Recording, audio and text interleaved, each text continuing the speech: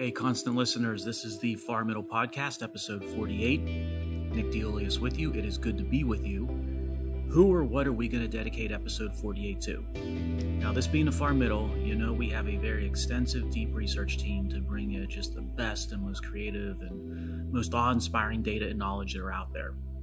So for episode 48, we're going to dedicate the episode not to a player like we typically do or usually do, but instead to a thing. We're going to dedicate 48 to the strikeout in baseball. Why, might you ask, are we doing that? Because the strikeout and number 48, they are intertwined, and you may not understand to the extent that those two things are intertwined.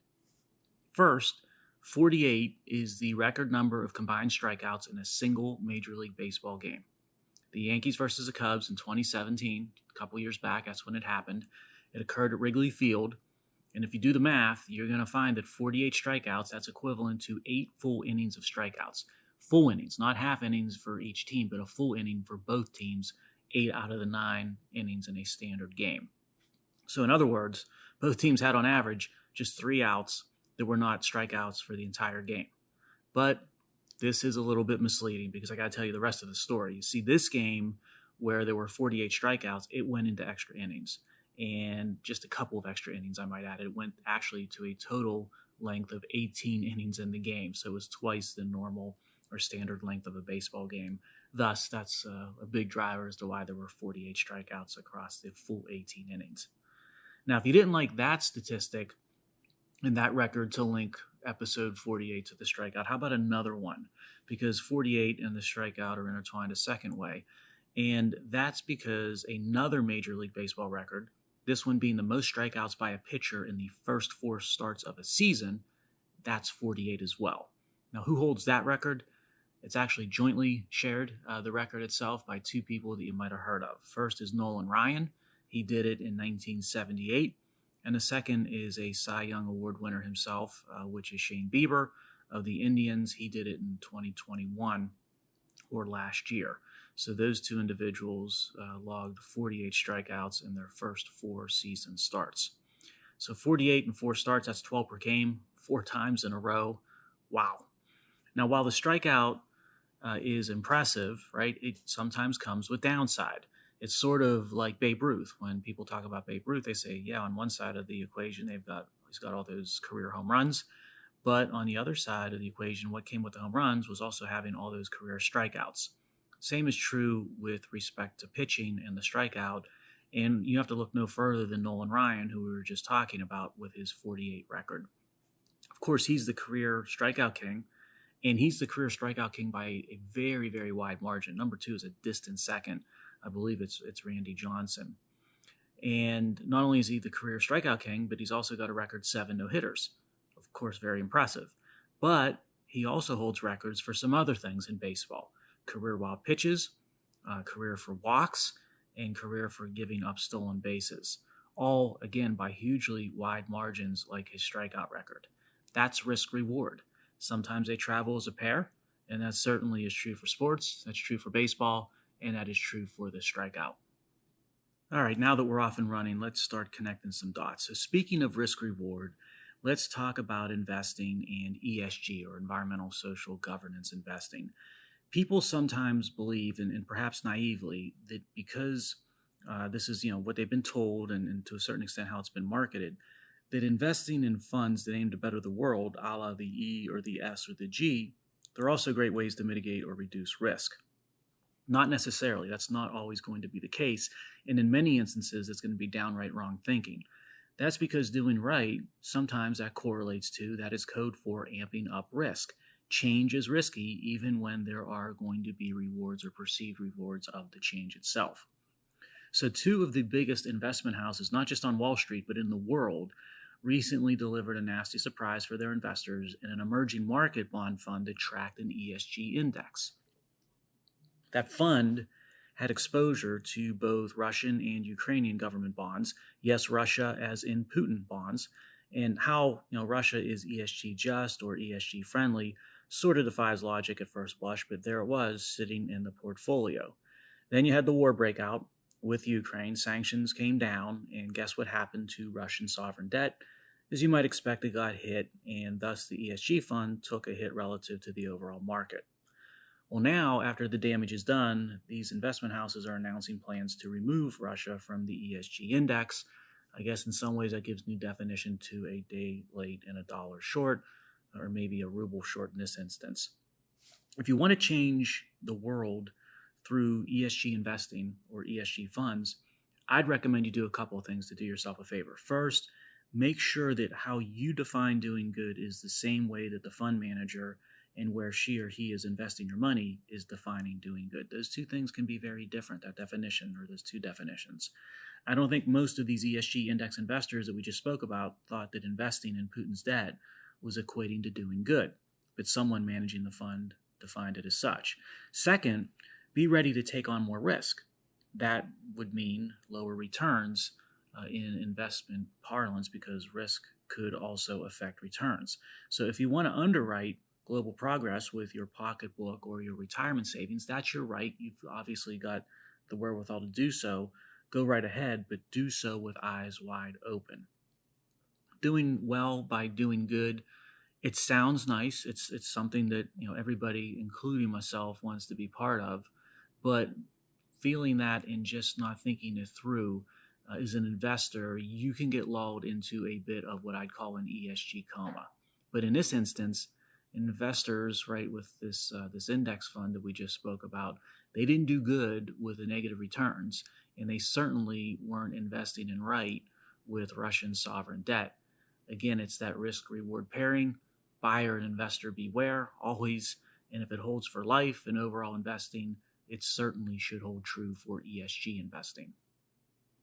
Now, speaking of Russia and Ukraine, I've been watching, like everybody else has, this unfolding tragedy and slaughter that's going on in that region of the world, aka that's what war is, and the crimes on humanity that typically go with it. And I'm somewhat of a military history student. I see something here looking at this situation has changed, that most analysts and experts, they're not emphasizing or talking about this enough, at least from my perspective, when it comes to how modern war is being waged. And it really speaks to the issue of air power, what air power means, how you get air superiority on the modern day battlefield. Air superiority is not what it used to be, at least as we think of it, or we've been taught to think of it when it comes to World War II, or the experiences in Vietnam, Iraq, Afghanistan, etc. Air power and air superiority, it's evolving. And this evolution is something that Russia is learning in a very painful way before our very eyes. And you can see this when you think through or just sort of consider a couple of different perspectives. First, going into the opening of the war, Russia had dominant air superiority at the start of hostilities. They had more airplanes, they had more helicopters, they had more advanced versions of both, but those advantages were quickly neutralized and they never really manifested themselves into ground domination. Now, why was that? That begs the question why we didn't see that happen. It wasn't because of a no-fly zone that was implemented by the EU or NATO or the United States. We were all too timid to do that. And it wasn't because we sent Ukraine helicopters or jets. Again, we were too timid when it comes to the West's support of the Ukraine. Instead, I think it was because of two reasons. First, surface-to-air missiles that could be fired from mobile shooters made for havoc, absolute havoc on helicopters.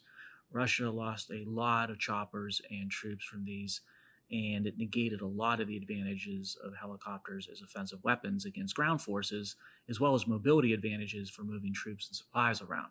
So I think that was a big factor and continues to be so. Second, drones have allowed the Ukraine to field an effective substitute for an air force. Drones disrupted convoys, they disrupted supply lines. Many of you might have seen the videos of that. Drones basically made it unsafe for troops to mass or convene in the open, sort of took away the comfort of the Russian ground troops. And drones were able to negate the advantages an enemy looks for when it's flexing air superiority. And drones can deliver much of the offensive advantages of air power. It gets you something close to what you would have had with conventional air power in the form of manned planes and helicopters. So although this is maybe fortuitous for the Ukraine and their struggle, I think this has major implications far beyond Ukraine and Russia. The West And the United States enjoyed air superiority for decades when conducting military operations. And in many instances, air superiority was both a deterrent to avoid battle and a deciding factor during battle. So it was doubly effective. Perhaps we've been lulled into a bit of a false assumption of enjoying air superiority in the next conflict that flares up. I'm not so sure it'll be as easy as we think. I'm not so sure that the West or the United States will enjoy air superiority in future conflicts like they used to if we don't evolve our tactics and if we don't evolve our technologies and if we don't adopt and adapt our approaches with how we are conducting use of air forces. The Ukraine was able to do what it did, which was negating Russian air superiority with hand-me-downs, basically, with third-party equipment, and nothing else other than a desire to fight and resist. So what would a determined foe be able to do if they were self-armed against the West, like China or Iran or the like? Nothing stays static, including warfare. I just hope that our military leaders are watching this closely and subscribing to the view of evolve or die. So while Russia's out there committing these atrocities and warring, what is that beacon of leadership, global leadership, the United Nations doing? Well, what they're doing is what you might expect and what you might fear, unfortunately. Let's remember, the United Nations was created first and foremost to keep world peace. Russia invades Ukraine, and now here we are with the specter of World War III and nuclear escalation looming. A month after the war starts, the leader of the United Nations, the UN Secretary General, speaks of, quote, a climate catastrophe, end quote, and how fossil fuels will bring, quote, mutually assured destruction, end quote. That's a nuclear war term for those of you that aren't familiar with it, MAD, mutually assured destruction. We're now equating that to climate change. Wonder why the United Nations has become a laughingstock. If you're wondering why, there's a prime example right there in front of you. All the more ironic, by the way, as the president of the Ukraine, President Zelensky, addresses the Security Council days after this ridiculous statement from the Secretary General of the UN. And recall in the last episode of the Far Middle, we talked about how Pope Francis is obsessing and sort of singularly focused on climate change and climate change policies while he's evading any criticism of Russia and what it's doing with the Ukraine. Seems like the United Nations and the Vatican, they see things these days the same way. That's the climate change policies in the abstract 50 years from now. Those things are going to supersede things like the human condition today, murder, and the state of the planet today. By the way, the UN Security Council has permanent, of course, and rotating members on that Security Council. Countries like China, which is a permanent member of the Security Council, they can veto resolutions. Russia, by the way, is also a permanent member of the Security Council. Do you think for a minute that either one of these, both doing their own forms of what you'd consider human rights abuses, are going to support resolutions from the Security Council that back the Ukraine? Is someone famous, one of our leaders likes to say, come on, man. That's why, again, the United Nations has become a charade. And then on the topic of climate change and energy policies, which we've been talking about in recent episodes of the Far Middle, let's see what's going on while all this is occurring in the Ukraine with Europe's energy mix. There's the myth, which Europe gets its energy from renewables like wind and solar, and then there's the reality. The reality, 3% of EU energy comes from wind and solar. 3%. 70% of the EU's energy comes from fossil fuels, lots of it, of course, unfortunately coming from Russia, due in large part to climate change policies. Much of the balance between the 70 and the 3, right? So 3% from wind and solar, 70 from fossil fuels, that's 73%. Much of the balance to get to 100% is coming from gimmicks that the EU is employing, like hauling wood chips from the United States to burn in power plants in Europe. You add up the carbon footprint of that endeavor from transportation, how you get the wood chips, what's going on with the power plant, it's making CO2 net worse. Again, all stemming from climate change policies and the decisions made underneath them, and the false warranting of entities like the United Nations when they keep pushing to make us believe the unbelievable. Now you see the reality that this political science that isn't based on science can have, and some of the catastrophic consequences that are going to stem from it. First being, of course, what's going on in Ukraine. Second being what's happening with respect to energy scarcity, energy reliability or lack thereof, and energy cost and inflation generally across all of Europe.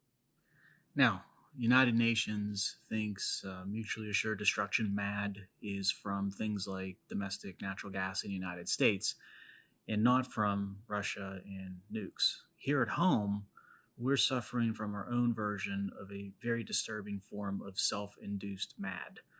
And the weapon is violence in our major cities. Now, there are unfortunately many, many examples to choose from, and that's obviously a saddening thing. But let's focus in on one city that's always front and center and just an iconic, awesome city. I'm speaking of Chicago, of course, the Windy City. Chicago continues to spiral out of control with violent crime. It's heartbreaking, and it's particularly heartbreaking for the young, but generally, really for everybody these days that is in a collateral damage zone of fire. Murders, if you just look at that, they're up 55% in 2020 versus 2019. 2021 murders, they broke 800 people in Chicago. Chicago reports a 53% clearing or solving rate for murders. So if you look at the Chicago Police Department and you take a look at the 800 murders in 21 or whatever the striking increases were, the 55% increase in 19 versus 20 year on year, across those murders, the police department says about half, 53%, are going to be cleared or solved. But if you look at the statistics a level lower, if you peel that onion away one more layer, that 53% clearing or solving rate, that underneath it has an assumption that 6 in 10 of those clearings are of the what's designated, I'm quoting here, the cleared, closed exceptionally, end quote, variety. Now, what does cleared, closed exceptionally mean? It means the murder was determined to be solved, but there were no charges filed due to poor evidence. That smells. That makes me really wonder if we're even seeing a 53% clearing solving rate for homicides in Chicago. I suspect in reality it's way, way lower than that. There's another phenomenon that is very disturbing in Chicago, which are shootings and killings on the expressway, on basically the interstate highways in and around the city itself. That's the new threat. It's taking fights or beefs to things like the Dan Ryan Expressway, which is a major highway in Chicago. Shootings on the expressway increased fivefold in 2 short years. In 2 years' time, you saw a 500% increase in expressway shootings. And the killings here on the expressway, those murders, they don't count towards the city murder count. Why? Because of bureaucracy. The expressway is managed by the state, not the city. So under the bureaucratic rules, they're not counted as city homicides, even though we all know and we all recognize that they indeed are. It just shows you the bureaucracy. It never sleeps, even during the most severe, right, and serious of crises that are out there. Now, carjackings, it's another problem when it comes to violent crime in Chicago. They're up 200% in 2 years' time. So expressway shootings are up 500%. Carjackings are up 200%, both in 2 years' time. Police make arrests for only, you'll be surprised by this, but it's true, only 11% of carjacking incidents. So for 1 out of 10 carjackings, give or take, that's when an arrest will be made. The other 9 out of 10 carjackings, no arrests. And the state attorney in Chicago proceeds with felony charges in those 11% of arrest cases only half the time. So think this through. For carjackings, 1 out of 10 will result in an arrest. 9 out of 10 will go without arrest. And of the one where it does result in arrest, only about half are going to be actually charged. So that means basically 1 out of 20 are ultimately going to face charges for a carjacking. Do you think that might be part of the problem here? A lack of consequence. I've always been partial to Chicago. It's always been a favorite city of mine. I sort of view it as like a big brother to Pittsburgh, where I am from. But I do worry for the future of Chicago these days. And Chicago being such an iconic city, as Chicago goes, ladies and gentlemen, so goes our nation to a very large extent. For sure, Chicago's crime statistics, there are a lot of things. They're sobering, they're saddening, they're disturbing, all the above. And it really speaks to erosion of a basic societal need. In this instance, of course, it's that of public safety. Which brings me to sort of the next thought or dot. There is another basic societal need that's eroding before our very eyes due to poor policy, and that is electric grid reliability and the assumption of having power when you want it or you need it. Now, most people would not think of that as a basic societal need because we've been spoiled. But I can assure you, and unfortunately, I think we're going to learn this lesson in reality, that it is very much a basic societal need. You lose that, you basically lose everything along with it. Came across a statistic on grid reliability here in the United States that was, frankly shocking to me. And here's the stats. 20 years ago, less than 0.6% of U.S. homes over $150,000 in value had a backup generator. 0.6%. So basically, nobody had backup generators. Today, so you fast forward from 20 years ago to today, 5.75% of those homes have a backup generator. That's a tenfold increase, or nearly a tenfold increase. Sad state of affairs when homeowners realize that the American grid integrity is worse than 20 years ago. And do you think that climate change policies had anything to do with this? Or is it just coincidence that when those started to appear on the scene and manifest themselves in tangible decisions, you just saw a tenfold increase basically in backup generators in U.S. households? Or maybe it's as if the homeowners across this nation have figured out what the public utility commissions and utilities in places like California couldn't figure out before things like the Pacific Gas and Electric fiasco and disasters that went with it. It's about that time, and that means we're coming down the home stretch of episode 48 of The Far Middle. I hope you enjoyed this one. I did. This week, I want to conclude talking about what this week marks the anniversary of, and that is the Great San Francisco Earthquake of 1906. The earthquake itself only lasted for about a minute, give or take, but it killed 3,000 people, and then half the city ended up homeless within a matter of days because of all the fires that ravaged the city. If the structure wasn't made out of steel, basically it burned to the ground. So the fires after the earthquake destroyed the entire city. Only those steel structures survived. The most notable one, if you're familiar with San Francisco, is the Fairmont Hotel that sits up on Nob Hill. That was a stone and brick and steel structure. There's a lot of famous photos that just shows the devastation of the city. And then up on that hill, on Nob Hill, you can see the Fairmont still standing, and it stands to this day. So for those of you familiar with San Francisco, that's a very historic building for a couple of reasons. One being it survived the quake. But sometimes, and this is why I wanted to bring up the subject of the 1906 San Francisco quake, sometimes the most pressing of tragedies, they do provide for silver linings. And that was true of what happened in San Francisco in 1906.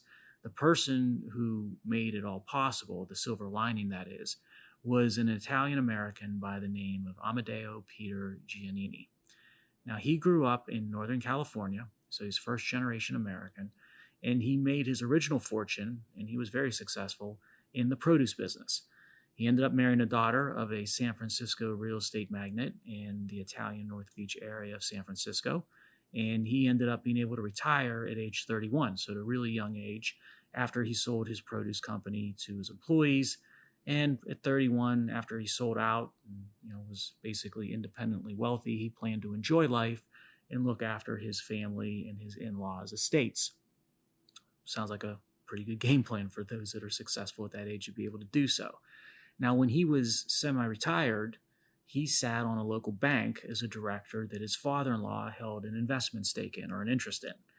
And when he was on the local bank board as a director, he saw that the bank was unwilling, wouldn't lend to immigrants. And that really frustrated him.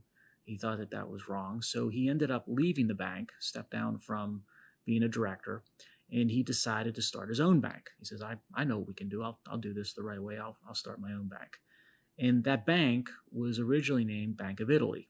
It started in 1903, a few years before the Great Quake of 1906. And its first home, the headquarters, so to speak, was a converted saloon, and the bank was dubbed to be one for what he referenced as the little fellow, sort of the common person, the common individual. And the bank happily lent to immigrants, and its deposits started to really grow, grew exponentially in a really short period of time. So it was a very successful business model. Then 1906, the earthquake hit San Francisco. And immediately after the earthquake, but before the approaching fires burned the city, Giannini moved the vault's money in the bank to his home outside the fire zone, what was then in rural San Mateo. Not so rural these days, but back in 1906 it was rural, which is about 18 miles away, just under 20 miles away from downtown San Francisco. and he used a garbage wagon to haul the money around, literally a garbage wagon. He hid the money underneath the garbage, so he used the garbage to camouflage what was underneath it. And what happened here, and why it was an opportunity for Giannini and the Bank of Italy, the fires had raged for so long that they heated the vaults of all the other big banks so that people couldn't, the bank managers and employees couldn't access the vaults. They were basically, superheated, hot. So the sudden temperature change, right, from opening them, it risked destroying the contents of what was inside. It just took a tremendous, long period of time for the temperatures to normalize after it had been heated for that long. And many vaults were kept closed for weeks. So you basically had literally a shuttering of the financial system of capital markets in San Francisco because nobody could access their deposits except for Giannini. So during this period, Giannini was one of the few bankers who could satisfy withdrawal requests and provide loans at the same time. And he operated from a plank across two barrels in the street. His desk basically was set up in the street, which was devastated. He got two barrels, put a plank across it, and that was his desk where he went up to talk to him to get a loan or try to withdraw money that you had in his bank. Giannini, during this time, he made loans on a handshake to those that were interested in rebuilding their businesses or their homes. Years later, he would recount that every loan that he made during that earthquake sort of aftermath was repaid, every single loan. And as a reward to the garbage man, whose wagon that he used to move the money around to his new sort of bank branch of two barrels and a plank, Giannini gave the man's son his first job when he turned 14. So he knew how to return a favor. So the Bank of Italy, as a result of the crisis created from the great earthquake of 1906 in San Francisco, the Bank of Italy was off and running, and it really took off in another way when it perfected something that was new on the scene at the time. That was the branch bank model. Giannini saw the value of that, the efficacy of it early on. That helped Bank of Italy grow, and soon it needed to grow outside of San Francisco. It became a victim of its own success, needed to look for the next way to step up its growth plateaus, and it ended up merging, like a lot of businesses do, with a Los Angeles-based bank. That bank at the time was known as Bank of America. This merger happened in the 1920s, so this was about 15 years or so after the Great Earthquake. And after the merger, Giannini decided to adopt the Bank of America name for the merged entity. He ran it as chairman of the bank until the mid-1940s, toward the end of World War II. And he also owned, through those years, Transamerica Corporation. It was sort of the holding company for him, of which his different financial interests sat under, which the famous San Francisco skyscraper, those of you who are familiar with San Francisco, the one that comes to a point with the interesting architectural design, was named after. So Bank of America just went off to do amazing things with respect to American industry. It was the funder, effectively, of the movie industry in California and also the wine industry in California. So two of the state's biggest industries that it's noted for, that all of us get to enjoy from time to time. He lent to an individual. The guy's name at the time was Walt Disney. Maybe you've heard of him. And he lent him money to film a movie that you might have heard of. It was sort of a revolutionary type of a movie in terms of the technology. It was called Snow White. That was Bank of America. That was Giannini. And he also helped the financing to build that was needed to build the Golden Gate Bridge. And he also helped to build and grow Kaiser Industries, which was a huge industrial complex in California in the western United States that basically was one of the key backbone instruments of all of the manufacturing weaponry that was created to win and prevail in World War II. So Amedeo Giannini, first-generation American, typical man doing atypical great things. Few today probably know or realize who he was, but a lot of people today enjoy the things that he built and that he created. That's America. That's free enterprise. That's capitalism and individual rights at work. Do you think AOC or Senators Warren or Sanders would ever allow a Giannini to achieve what he did then today? I fear that they wouldn't. Hey, this country isn't perfect, ladies and gentlemen, far from it, but it is the greatest on earth. There's no doubt about that. Let's not blow it. Talk soon.